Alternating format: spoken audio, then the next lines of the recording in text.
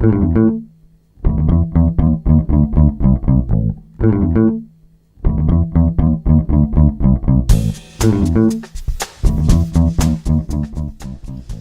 hi again. Welcome back to Rob's Feed. Today, this is episode number 71. And here in my We Fix Your News the Way We Like It shirt, I'm Rob Shendo. Thank you for downloading, and thank you for watching.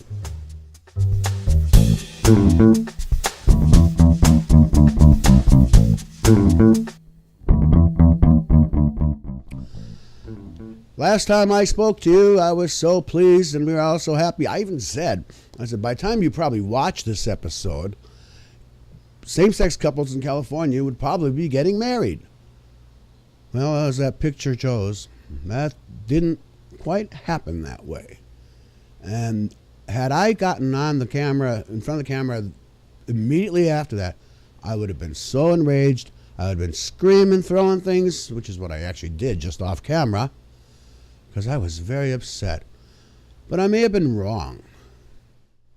So here's what happened. A week or so, or 10 days ago, Judge Vaughn Walker handed down his decision, which ruled that Proposition 8, the proposition voted by 7 million, how many people in California, banning same-sex marriage, he declared that unconstitutional. And we talked about that. The whole world cheered and everything was fabulous. But he imposed what's called a stay on his decision, meaning that they couldn't implement it right away. People couldn't get married right away. They had to give it a rest for a bit to allow for appeals and whatever else, whatever the legal stuff is. So marriages would be postponed until the end of that stay, or until it had been lifted.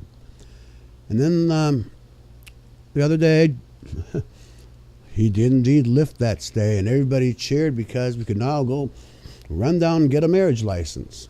And the local clerk's offices and things throughout California were all prepared for that to happen.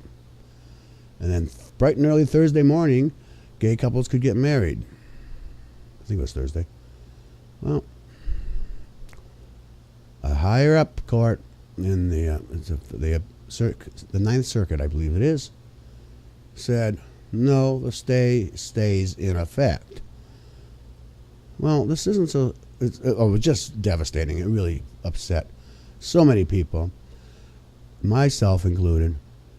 But if you think about it, what the Ninth Circuit Court of Appeals did was they instilled some urgency to it, because they knew all these people, men and women alike, were all getting ready to get married. This is going to accelerate that process. And why is that important? Accelerate the process of the appeals, rather. And why is that important? Because if it had gone into effect, there really wouldn't have been that urgency. And lo and behold, we'd pass January, go into February, go into March. Well, you know what? There's going to be a new governor, a new attorney general in California at that time. The current attorney general, Jerry Brown, the current governor, Arnold Schwarzenegger, they were fine with it. They had no intention of supporting, prosecuting, or whatever the legal jargon is, that proposition. But who knows who's going to be elected? And if it's a Republican by the name of Meg Whitman, she could very well pursue the appeals and have it all end right there. This way, by the time assuming she is elected, which I hope not, by the time she's in office, this will all be done. And hopefully to our advantage. But at least we know that the current governor and the current attorney general, they're not going to fuck with it. So that's why I think it's probably a good thing, this decision by the Ninth Circuit Court of Appeals. God, it's always hard for me to say things like that. Target. I was just looking at I put my money information into Quicken, and what got, from this household, what got spent on groceries in the last couple weeks since the Target boycott. You might recall, I actually went into Target one day to get out of the rain, and I bought a gallon of milk while I was there. Well, the other grocery receipts that either came from, here in Chicago we have Jewel and we have Dominic's, from either of those two places or both actually, I spent around $200. That would have been spent, or a good hunk of it would have been spent at Target in their grocery department. But I just can't bring myself to do it. If you look on Facebook, 250,000 members have signed up to boycott or like the boycott Target page. And I just took the calculator out, and assuming they all would have spent the same $200 that I would have spent at Target, that comes to $50 million. So assuming that, all those things, Target's out $50 million because of their shenanigans. And now they will not make good by giving an equivalent amount of money to gay causes or gay candidates. No. They walked away from the negotiations with the HRC, the Human Rights Coalition. $50 million, Target. Get your asses, or fire, who got Greg Steinhoffel, who's your chief executive officer. And then it's also come to light that he and his wife have given $10,000 to Michelle Bachmann, of all the witches, ignorant witches in Congress. She's like the queen. This has got to stop. Target, come on. You got to get to their board of directors, maybe get to their suppliers. I was thinking about that. I was thinking of writing a letter to everybody. I look at the Target flyer from every Sunday's paper. I look at it online and I go page after page after page. And whenever I see a name brand item, I was thinking I should write that company's, so hypothetically say it's Scott Towels or something. And I say, dear Scott, I really like your product, would want to continue buying it, but I see you're in bed with Target and they support such hateful things. I no longer will buy your product anywhere. Just thought. I was also pleased to see that, when Target or any corporation builds a new big store or building or anything, they have to get the approval of the local government before they can do it. And there's some sort of move in San Francisco against any expansion by Target because of this. Of course, San Francisco, we have to love the way they operate. It's a very gay-friendly area. And I guess the Target does have plans submitted for the Board of Supervisors, they call it there, to approve.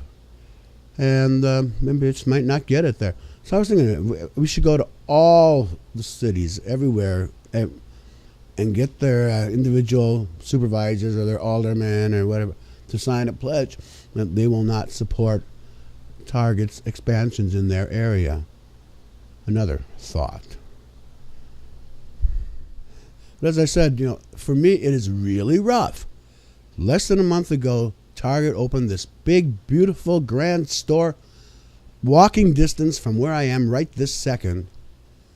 And I went there and I was just in love with it, and I told you all about it and how wonderful it was. That was just before the news came out about these political contributions. And I'm still sick about it. I picked out things that I want. For example, I have the scheme to get a couple tables, so set up the computer monitors and everything. What I assume to be the perfect little tables there. I haven't gotten them because I want to pay cash for them. So as the cash comes in, then that's when I'll buy them. But now I can't. And if I want to get anything comparable elsewhere, it'll literally cost me twice as much money. But and these groceries, I said I spent $200 elsewhere. I off the top of my head, I kind of think I might have spent about maybe $140 if I'd been able to buy all those items at Target. That's the difference. That's the sacrifice that I personally am making for it. And I hope you're doing something similar. On a lighter note, I want to mention that I've got some nice plans for this weekend. Actually, starting tonight. Today's Thursday, the 19th of August. I have already told you how much I like theater, and this is rare. Doesn't happen very often, but in Thursday, Friday, Saturday, Sunday. In the 4 days, I will have seen 2 plays done by 2 very good professional nonprofit theater companies right here in Chicago. One being the Ballywick Theater, the other being the Red Twist Theater. The Red Twist Theater is like across the street from where I frequently do my banking, and I just feel so stupid that I wasn't until yesterday. This play's been there over a month and a half, and only yesterday, when I was at the bank and left, and I happened to glance across the street, did I notice that they're performing a play I really like, a very serious drama by Peter Schaefer called Equus, and I will be in the audience tonight. Those tickets are already paid for and confirmed. My reservation's confirmed. Sunday night, Ballywick Theater at their facility called Stage 773. Used to be the theater building, 1255 West Belmont, here in Chicago. They're doing a play. I don't know a whole lot about it, except that it's been recommended to me, called Fucking Men.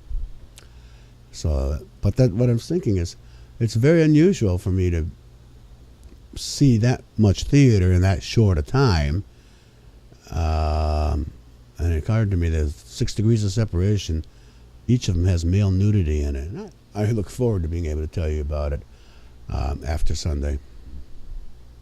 Once again, I'd like to ask you, please, for the favor of helping me out financially to get this equipment that I need, make this podcast even better. Please go to robsfeedtoday.com. About halfway down in the right column, there's this Make a Donation PayPal button. If you would, click there and send off the donation. I would be grateful, and I'll even shout out hello to you here on screen. The other thing, if you subscribe in iTunes, please do subscribe in iTunes. And once there, go to the page that describes this podcast, click subscribe, then rate and comment on it. The more rates and comments, the higher up the beta our exposure is, the more people know about us. That would be great if you could do that for me. I downloaded my last episode, that was episode 70, and I noticed that there was quite a bit of difference between playing the file on my computer and how the file appeared once downloaded. And I attribute that to the poor internet service that I'm currently getting. They've got a work ticket on it. They're supposedly working on it. I need to give them a call and get an update on that, because it did seem to be destroying, or at least deteriorating, part of the image. So please bear with me on that. I apologize for that. Hopefully that won't happen for very much longer. Again, I want to thank you for downloading, though. Thanks for watching. And now, that's all I'm going to say.